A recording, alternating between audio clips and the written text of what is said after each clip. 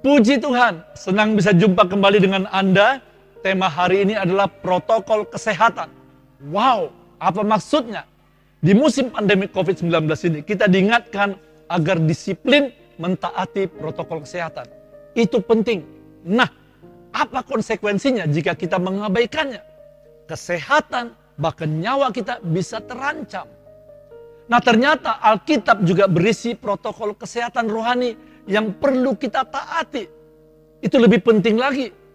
Apa konsekuensinya jika kita abaikan? Kerohanian atau iman Anda bisa terancam. Bahkan berdampak kepada kekekalan. Ada 6 hal, baik untuk protokol kesehatan COVID-19 maupun untuk protokol kesehatan rohani yang perlu kita taati. Mari kita simak. Yang pertama, sadarilah bahwa virus corona itu ada dan sangat berbahaya. Walau kita tidak melihatnya, virus itu mungkin ada di sekeliling kita.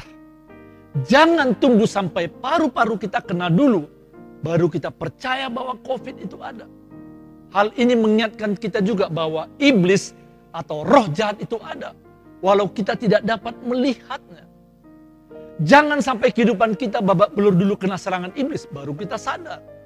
1 Petrus pasal 5 ayat yang ke-8. Sadarlah dan berjaga-jagalah, lawanmu si iblis berjalan keliling sama seperti singa yang mengaum-ngaum dan mencari orang yang dapat ditelannya. Yang kedua, selalu pakai masker. Masker itu melindungi kita dari virus yang dapat menyerang ke saluran pernapasan kita. Hal ini mengingatkan agar kita juga selalu mempergunakan perisai iman yang dapat melindungi kita dari panah-panah iblis dalam bentuk kekhawatiran, ketakutan, serta pikiran negatif lainnya yang sangat berbahaya. Dalam Efesus pasal 6 ayat yang ke-16, dalam segala keadaan pergunakanlah perisai iman, sebab dengan perisai itu kamu akan dapat memadamkan sebuah panah api dari si jahat. Yang ketiga, seringlah mencuci tangan menggunakan air dan sabun untuk memastikan tangan kita bebas dari virus. Hal itu mengingatkan kita juga bahwa ada darah Yesus yang menyucikan kita dari segala dosa. Jika kita membiarkan dosa-dosa, maka itu celah bagi iblis yang dapat menyerang masuk kehidupan kita. 1 Yohanes pasal 1 ayat 7 dan 9. Yang keempat, jaga jarak dan jangan bersalaman, sebab ada kemungkinan tertular virus lewat OTG atau orang tanpa gejala. Hal itu mengingatkan agar kita menjauhi godaan atau keinginan dosa. Efesus pasal 4 ayat 27 berkata, jangan beri kesempatan kepada iblis. Artinya, kita harus menjauhi tempat atau kelompok orang-orang yang kemungkinan dapat menularkan virus dosa tanpa kita sadari. Yang kelima, banyak diam di rumah. Sebab itu lebih aman. Hal ini mengingatkan agar di musim COVID ini, kita lebih banyak beribadah dan menikmati hadirat Tuhan.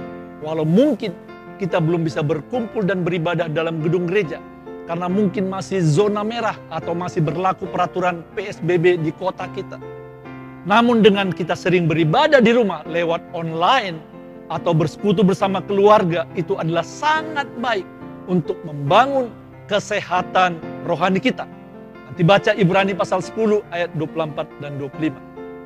Yang keenam, tingkatkan imun kekebalan tubuh dengan berolahraga, berjemur sinar matahari, mengkonsumsi vitamin C, D, E setiap hari, tidur yang cukup, makan sayur-sayuran dan sebagainya.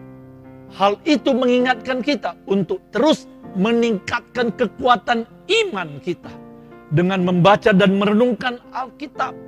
Tekun dalam doa dalam Tuhan. Tanpa firman dan doa, kita akan lemah dan mudah terserang oleh si jahat. Terkena virus kekhawatiran dan ketakutan yang dapat melemahkan kita. Jaga agar hati kita selalu dikuasai damai sejahtera dan sukacita dari Tuhan. Itu yang akan meningkatkan imun kerohanian kita. Kita perlu disiplin untuk mengikuti protokol kesehatan tadi. Sampai kapan? Sampai vaksinnya nanti ditemukan. Atau sampai virus corona musnah. Demikian juga kita harus disiplin mentaati protokol kesehatan rohani. Sampai kapan? Sampai kita dipanggil Tuhan atau sampai Yesus datang kedua kali dan iblis dihukum selama-lamanya. Amin.